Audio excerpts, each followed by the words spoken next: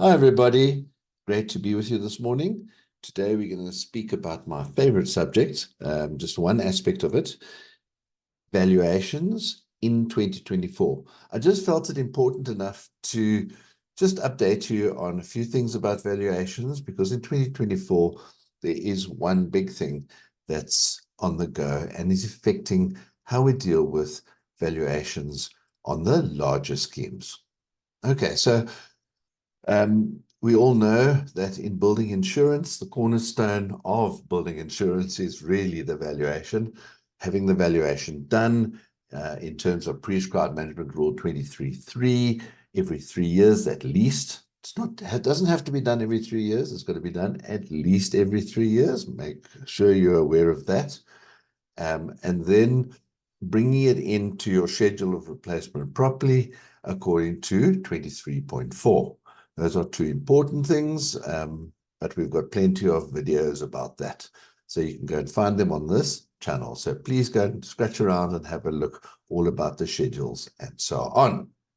Then in 2024, I think quite important to understand is that especially leading up to these elections, hopefully things pan out a little bit differently later in the year as things settle down. But what we need to be mindful of is that a lot of the larger schemes are finding themselves in a position where the insurance companies don't have enough reinsurance capacity to cover them fully. In other words, if you've got a 2 billion rand building all in one block, it's not necessarily so easy. So your broker needs to help you properly have that valuation done carefully, be very diligent on how you do that, and specifically be careful how the escalations and some of the figures are included.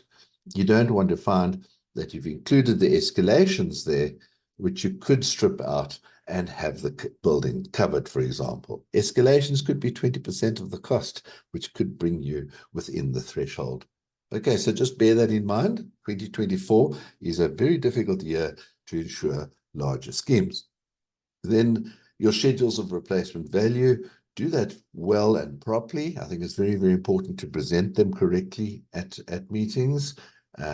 We've got an example handout, which you can download. You can download that from our website, very, very quick and easy. And then just make sure that you prepare properly for your AGMs. I mean, prepare. I think that's the way to do it. And make sure you're using a good valuer, and make sure that your broker is helping you properly bring the valuation into a schedule and then onto the policy properly.